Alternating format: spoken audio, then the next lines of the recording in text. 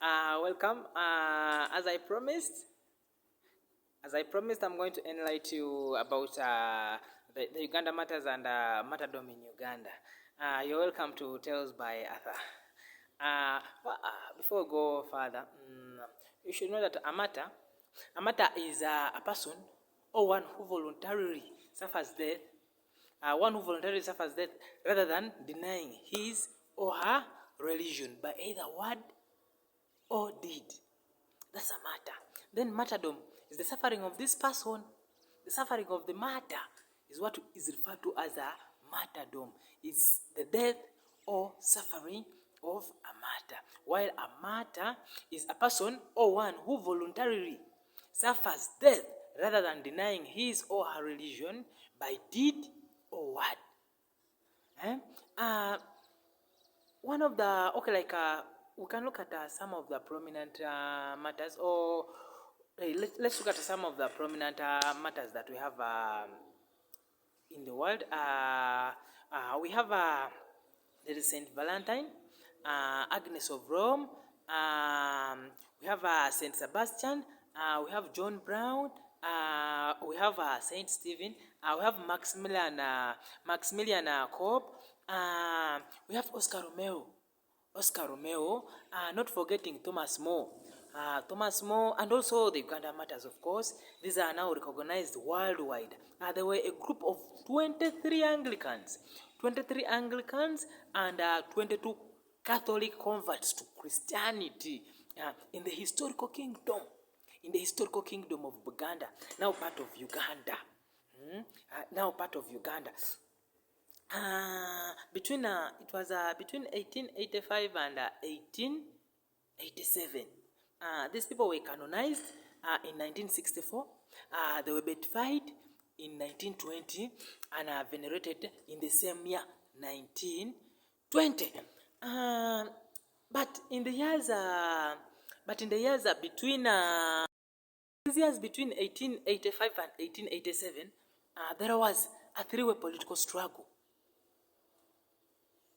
in Buganda.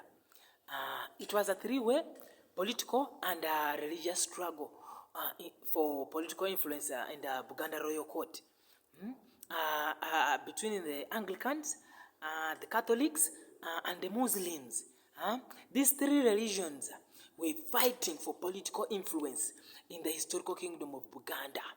And you should know that within that time, there was a backdrop of scramble for Africa. There were invasions, there were occupations, there were divisions, colonizations, and annexation of the African territory by these European powers. There was a political backdrop in Africa caused by the Europeans between, that is, 1885 and 1887. Around 1875, the then king of Buganda, that was Mutesa I, wrote a letter to Britain to send missionaries. And this resulted into the arrival of the first Anglican missionary. It was Alexander Mackay. Alexander Mackay arrived in Buganda in around 1887. Was it 1887? From the Church Missionary Society. Yeah, it was Alexander Mackay who was the first. Alexander Mackay was the first Anglican missionary to arrive in Buganda, in the then Buganda, in 1877. 2 years later, you remember the White Fathers? Yeah, these were French Catholics. They were led by Père Simon Rodel, commonly known as Father Mapera. Now, this name Mapera came in because most of the locals couldn't pronounce his name, so they decided to call him Mapera. You remember, that's why there's that iconic building along Kampala Road as opposite Pioneer Mall.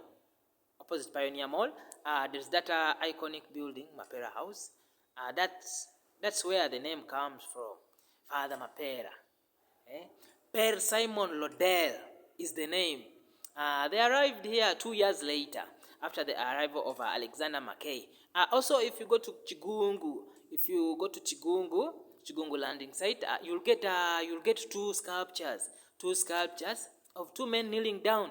That's the spot where they first arrived and knelt down to thank God, having crossed to Uganda from Kenya.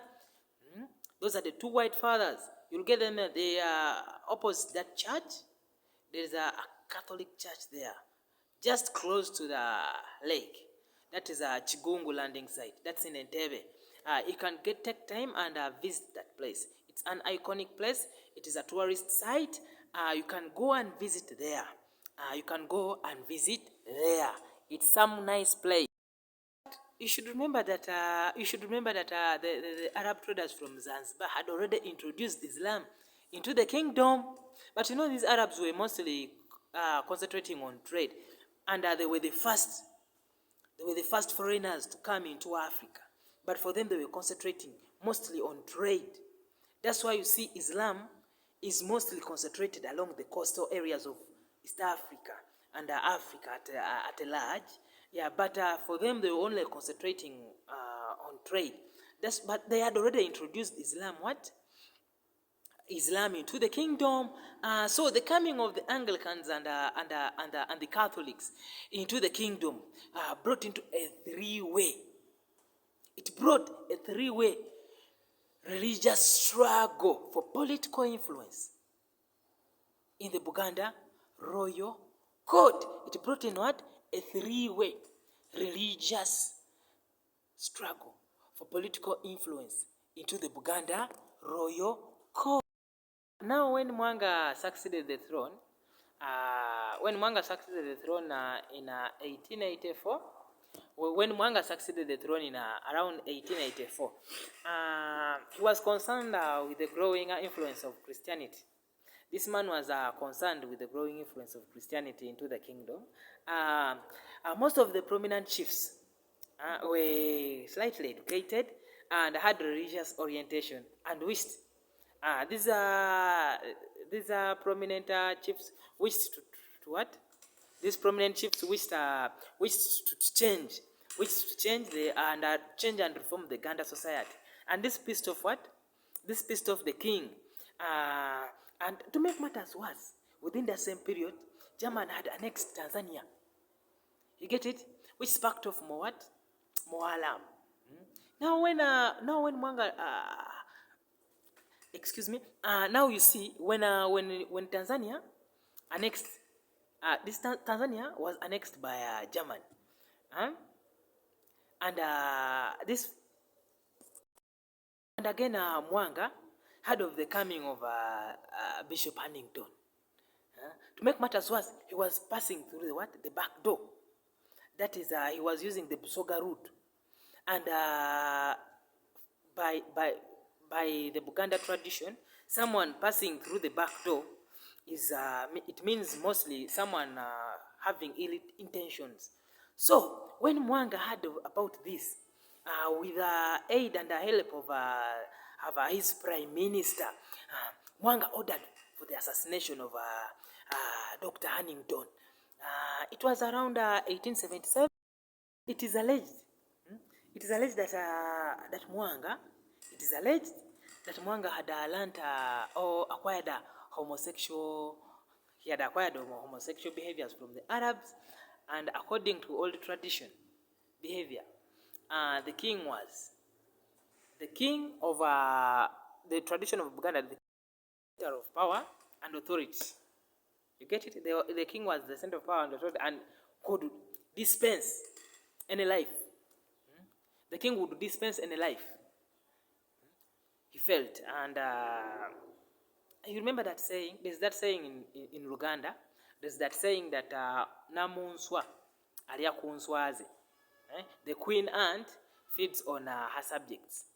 Now John Mukasa, who, a Christian convert, who had deployed the assassination of Huntington through the orders of the Katikiro, was murdered. This man was murdered.